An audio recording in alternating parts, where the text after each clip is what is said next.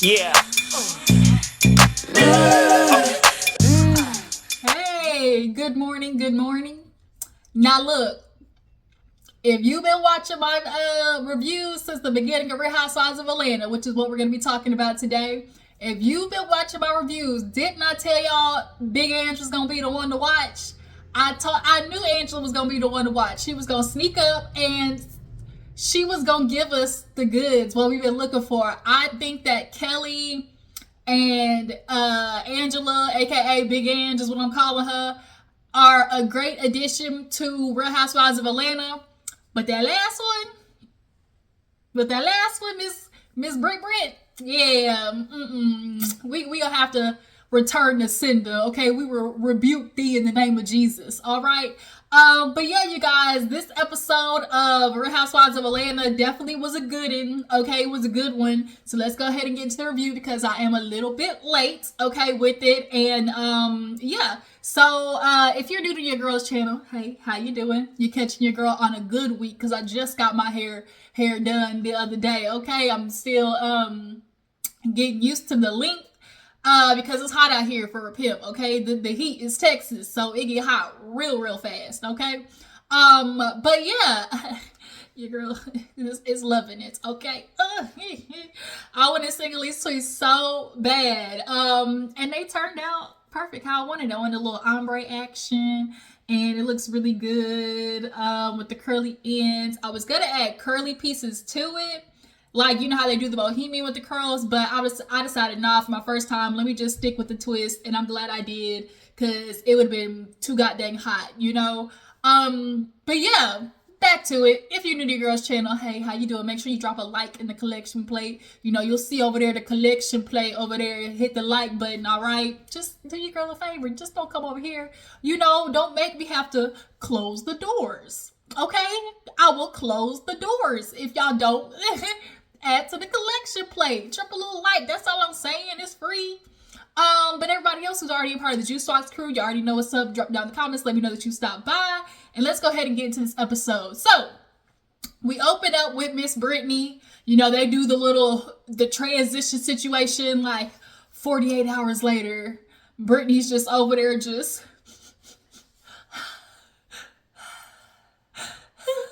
so distraught. You know, she planned this. It was clearly premeditated. She was making sure she used all the correct words. If I was a lawyer, they use all the words, you know, premeditated, planned, you know. It definitely, the minute she started crying, I said, oh Lord, where are the Post-its? Where are the Post-its? Okay, I'm just thinking, where are the Post-it notes? Because that's all I could think about. So she's crying to her husband, basically talking about, oh my God, you know, she wanted to embarrass me. She called me out in front of so many people. How dare she? The husband over there ain't said a lick of split, ain't said a lick of nothing, just over there just. And Britt's over there just still. She talked about me, talked about my surgery, now my license, and, you know, said I'm a fraud. Now, I don't recall Kenya calling her a fraud. Am I tripping? Did Kenya call her insurance agent fraud? Because I don't remember that. Y'all drop down in the comments. I could have sworn she just talked about, like, her surgeries, and then obviously, you know, who is this hoe? Okay? I'll tell you, who is this hoe is going to be the new hoe. Why is you here? Ho, why is you here? That's gonna be the new one. Who is this hoe? So yeah, I don't remember that, but y'all drop down in the comments. So also too, Brittany's being very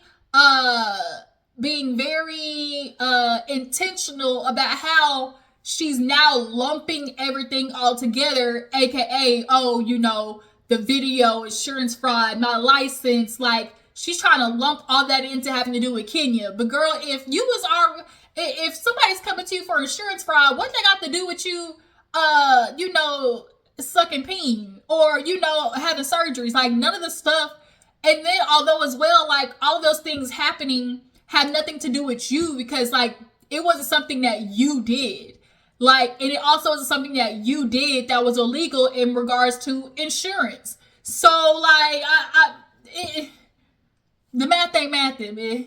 Okay. So, yeah, like I said, she over there crying, giving us all of the Viola Davis tears. And one thing also too that bothers me about Brittany, what is going on with her confessional? The way the titties is propped up with all the oil and Vaseline on top of them, like her chest literally looks like a Barbie doll plate. I don't get it.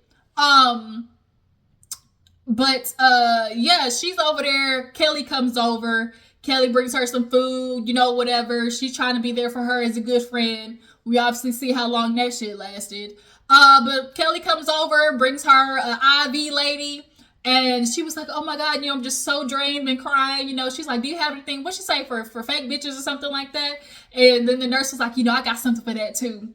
But Kelli, she's kind of, trying to toe the line, because her thing is, I haven't seen that side of Kenya. Kenya doesn't show me that side.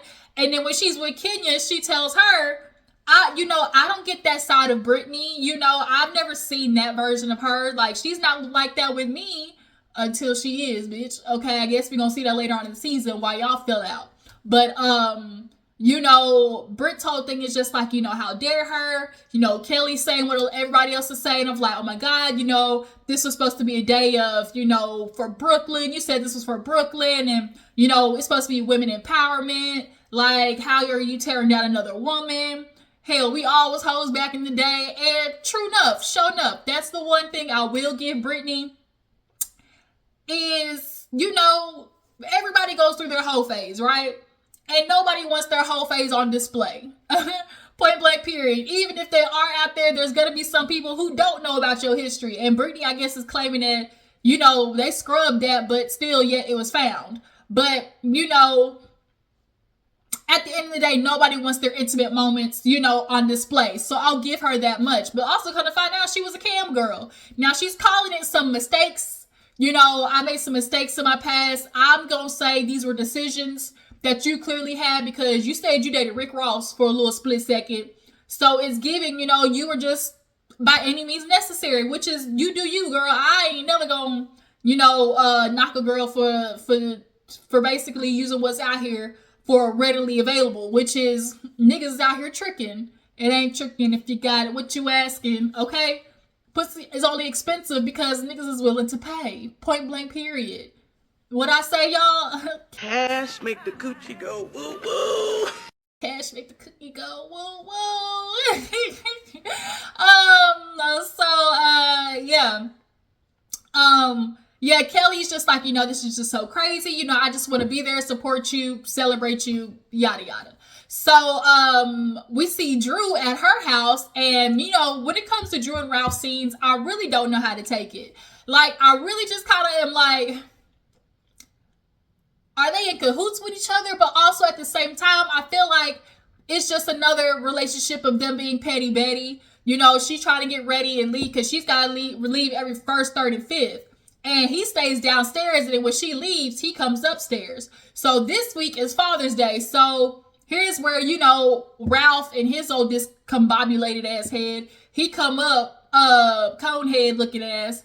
And it's like, hey, oh, y'all still here? She was like, yeah, I got my suitcase in the car. I just having, my last meal with them or whatever.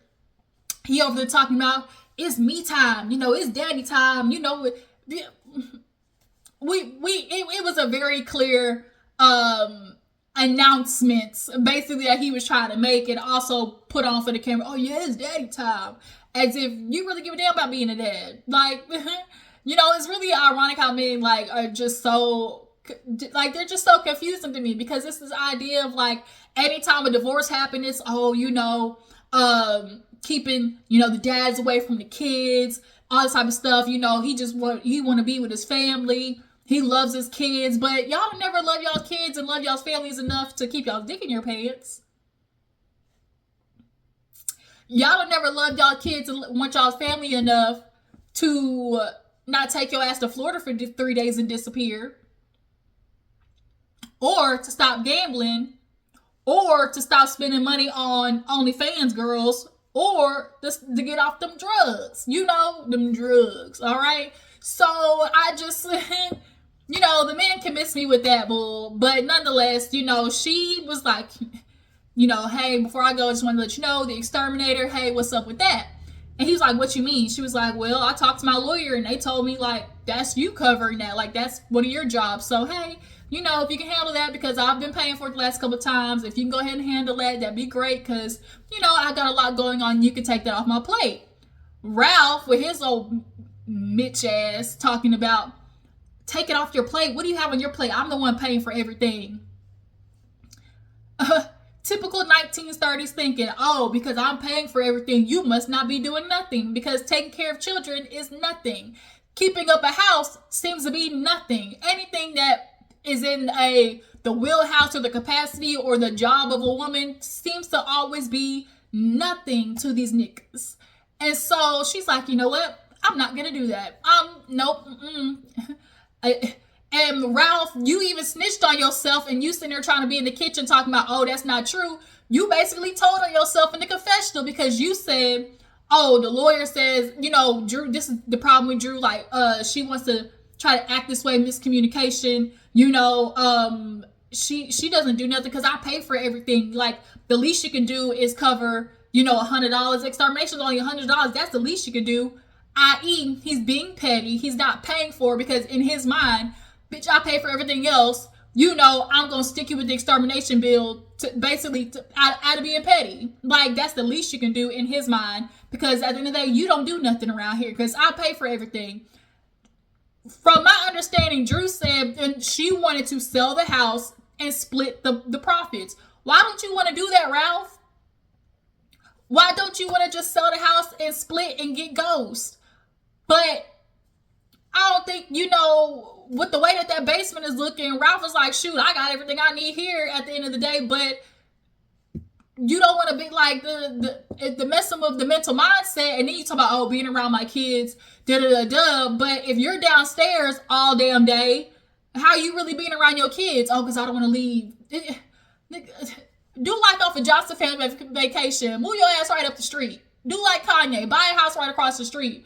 But the thing is, he don't want to spend the extra money of living by himself, one.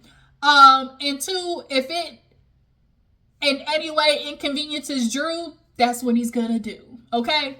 So Drew goes outside in the car. She's talking to Allison. I'm glad to see Allison is back.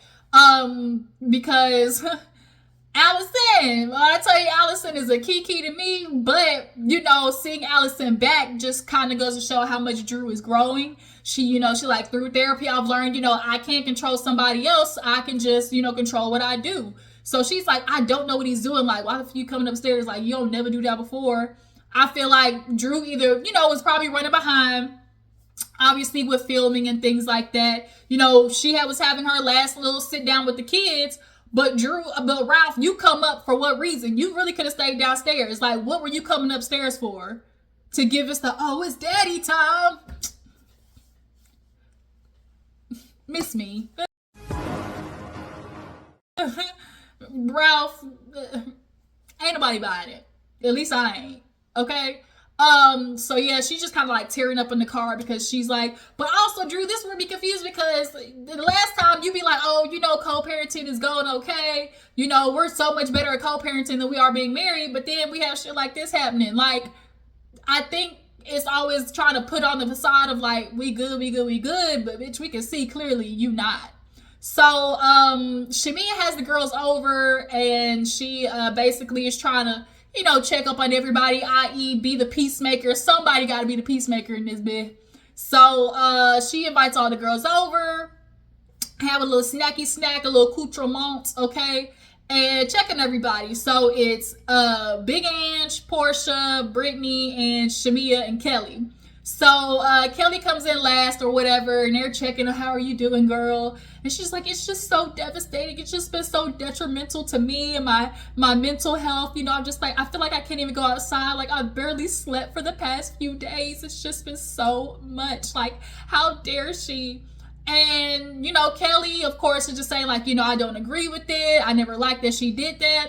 It's a general consensus that everybody said, you know, as Porsha mentioned, Kenya twirled on down the hill, okay? She went right the left, she took a left right before you reached the destination of Lucifer himself, okay? She's right on the cul-de-sac of Lucifer, all right?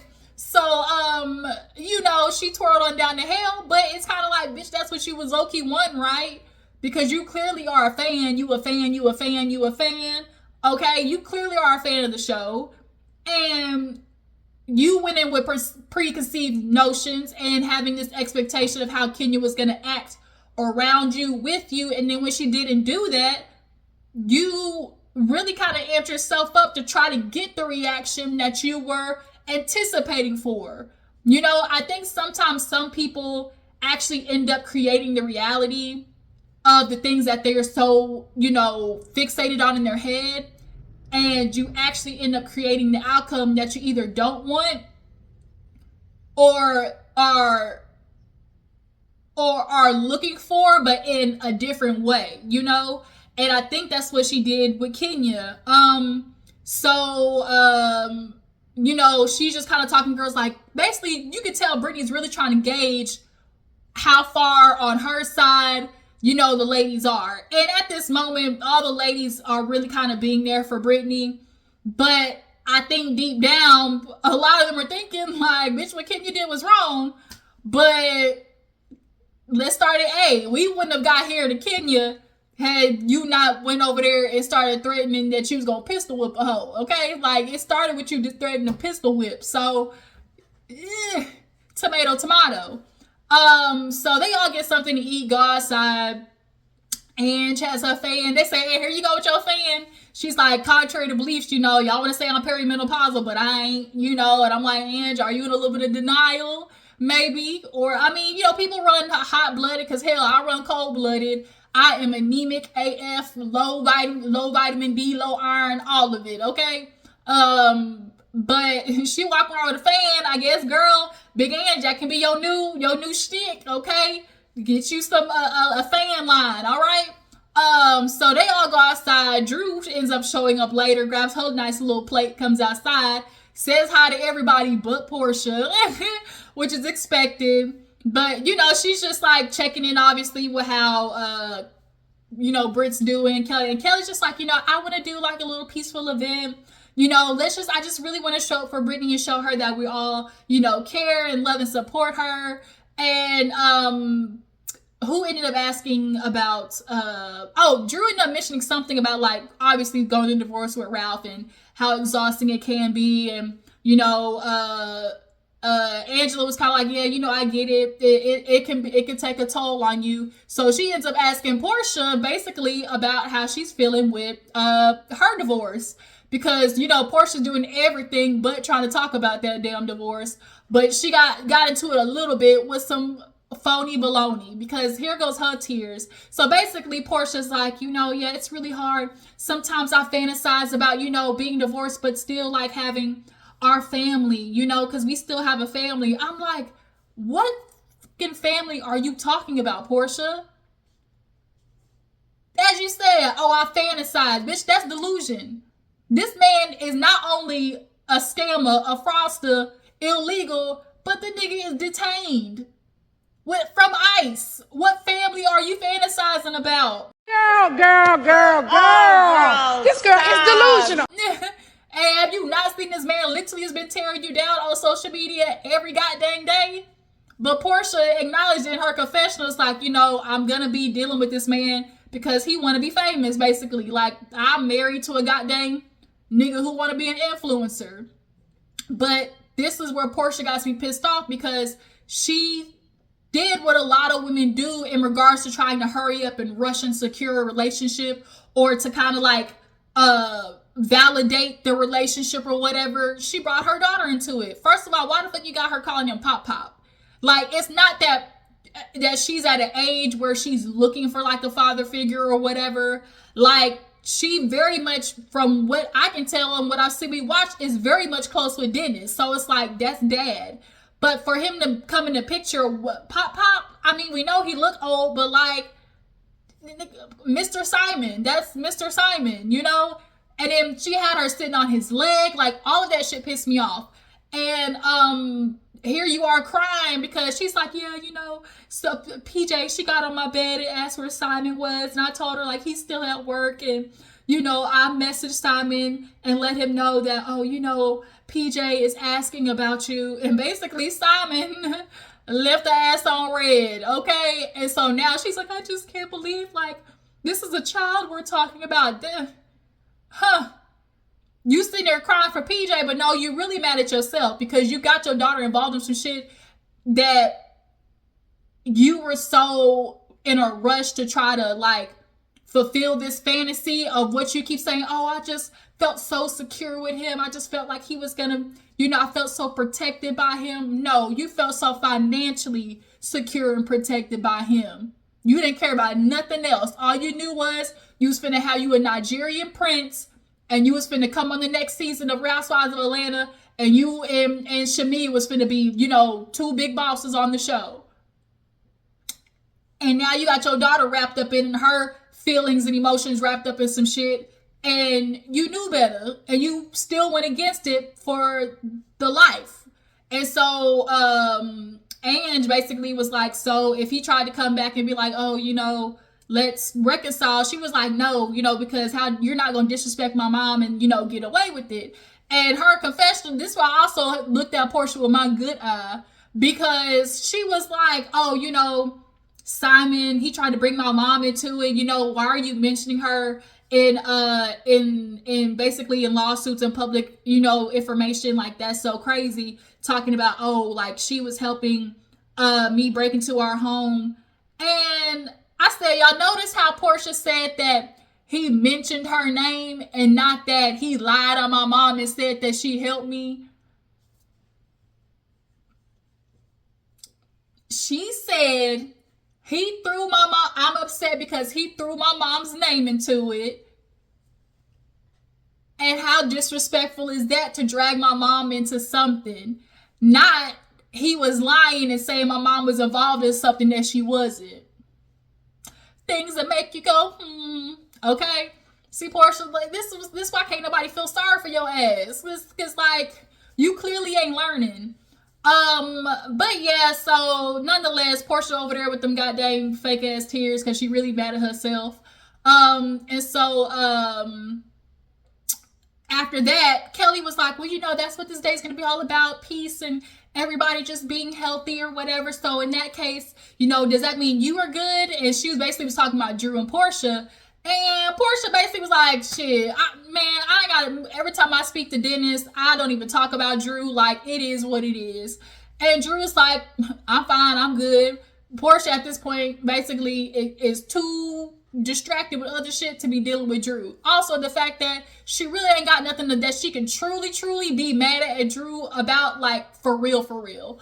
And so, who was it? Ange mentioned something about, I think, like a drink or something. I guess it was made by Michael Jordan or whatever. And Drew was like, oh, that's my cousin. And they were like, what? She was like, yeah, that's my maiden name, Drew Jordan. And so here goes Shamia. You might want to make up with Drew. Kiki. Shamia, you knew you over there helping, you ignoring your friend over there on some bullshit with Simon because you trying to help her get the life that you got because, you're a people pleaser and you admitted it. And I hear you are got her trying to bump coochies and rub whole peach juice booty, trying to get her around other rich niggas. She ain't learned her lesson. Damn, Shamia. So speaking of Shamia, they go out and Shamia basically is ignoring her feelings in regards to how Porsha, kind of treated her song at the table. She was being real petty boots, messy. And obviously as a best friend, it's kind of like, oh, word? That's how we feeling? Okay. But in Shamia's mind, she's like, I'm not bringing that up because, Portia's dealing with a lot and, I just want to be there to support her. So they just over there really chit-chatting, laughing about Ange and her fan, laughing about just a whole bunch of stuff. Apparently, her and Simon was finna do some IVFing. So I guess they got an egg or an embryo. Like, girl, Porsha, you really was over there doing nothing but try to secure the bag. And you not trying to admit it to yourself. And now your daughter has become collateral damage. That's what you really crying about. because you got her feelings mixed up with some nigga that you had no reason being with, or stealing from another woman that was your friend. So, yeah, Shamia, the same thing. She's struggling with, her fertility journey. And I really hate that, she's going to put her body through trying to get a healthy kid for her husband. Because that's really what it's about. Trying to deliver a healthy, baby that doesn't have any, I don't want to say defects, but that's what it is. Like chromosomal defects, or just like she's going to feel the guilt of not delivering or helping, give birth to a quote unquote normal, healthy baby. And that's what she's feeling like she needs to do for her husband, even if it means putting her life on the line, which is unfortunate. So yeah, I think that's really kind of all they talked about. Both of them over there with their big booties playing golf. So also speaking of Shamia, she had a cute little segment where she was in the studio. Not gonna lie, I loved that song too. It was giving me real t-shirt in my panties on. T-shirt in my panties on. T-shirt in my panties. Got my t-shirt in my panties on. Look at this. I'm in my bed. Better run. So get wet. Do. Oh, you wanna think of what I do. Down my clothes because I got my t-shirt and my panties on. Hey, got lost in there for a second. Hey, all the real ones know, if you millennial, hey, what's her name? Is it Adina Howard? I think that's Adina Howard. Yeah, I think that's Adina Howard. Yeah, I'm just getting real. T-shirt in my panties out. Hey, so Shamia had the song, she's with RL and first of all, RL, why the hell was your wave and your beard the same color as your shirt? I'm gonna need these niggas to start understanding jet black and natural black. I'm gonna need y'all to scale down. Jet black is a no-go, okay? Y'all need to go to a natural black, okay? That has a little bit of a brown undertone. You motherfuckers get jet black thinking that's gonna make you look younger, and it really don't. It makes you look outdated and a wannabe, okay? And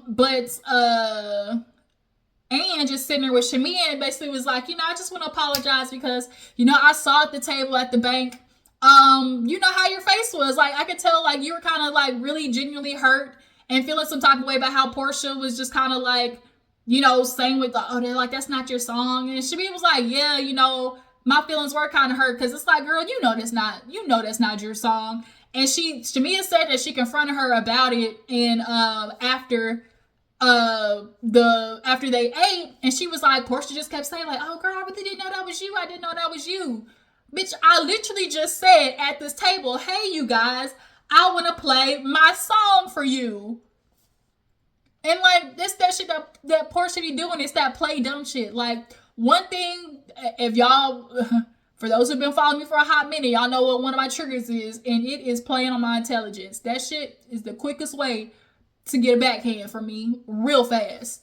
Okay? I'm Christian, but it still got hands. All right? So Drew comes in. They're basically chit-chatting. Drew is speaking on the fact that, I get it. Erykah Badu said it best, because I'm an artist and I'm sensitive about my shit. Okay? So it's like when you work on something, you got somebody just kind of being like blatantly disrespectful and they're your friend. It's kind of like giving, girl, fuck you and the horse she rode in on. Like, kick rocks in open-toed shoes. And so Drew was like, girl, I get it. That's why, like, how you feel RL about you. It's like, I feel like Dennis is kind of like that for me. Like, he's really helped me. And shoot, girl, with this publishing deal that he got me, shoot, I'm gonna help pay for PJ's college. And it definitely was a little dig. And so Shamia, being her lapdog ass, girl, PJ's college is already paid for. It's very obvious Shamia is doing everything she can to make sure this season Porsha at the reunion can't sit there and have a fake ass reason for why she's not talking to her. Point blank period.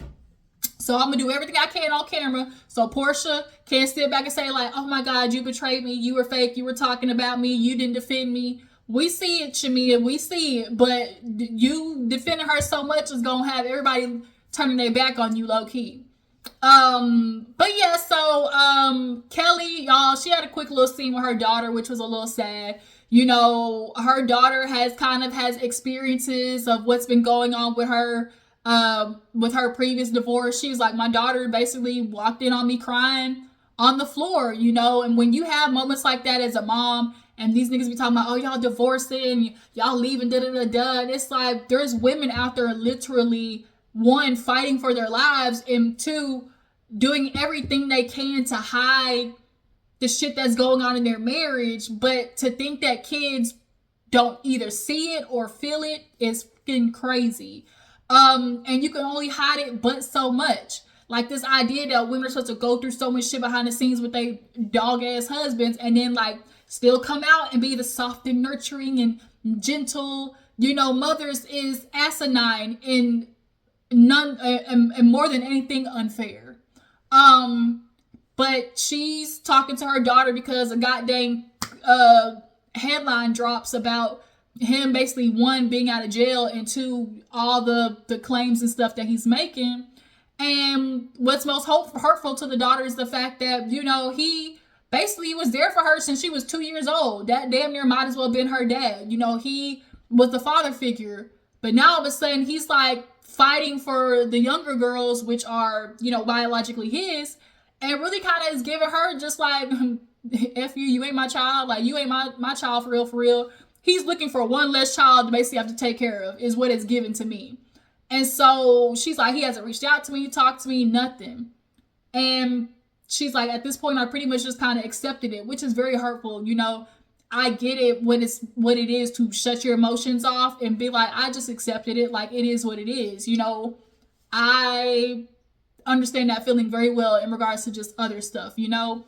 And so the mom was like, you know, I was still like, want to see you get married and things like that. She was like, you know, I kind of think about not doing it because like, what if I end up like you?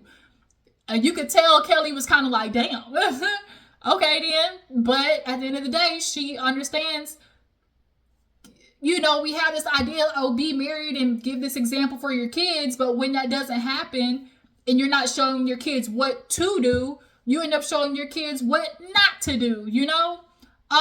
But the daughter was kind of like, nah, I'm good. And you could tell Kelli was really sad about that because she feel like basically like she failed. So at the end of the episode, we have all the ladies get together, you know, for this peace and tranquility. And it don't end up like that. Bitch, when I tell you, Brittany came on. First of all, the outfit was kind of cute that Brittany had. The hair was cute, and I actually did like the outfit that Brittany had in her confessional at the end with the leopard boots. I actually did kind of like that, even though I can't stand that bitch. You know, I still like the outfit that she had on. I'm fair, y'all.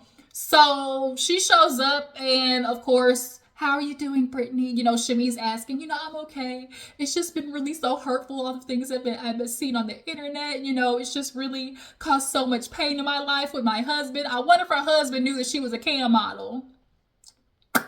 Because, you know, the minute men find out about that girl's, you know, history or their sexual past, they don't know how to act. So I wonder if he knew about her cam girl history.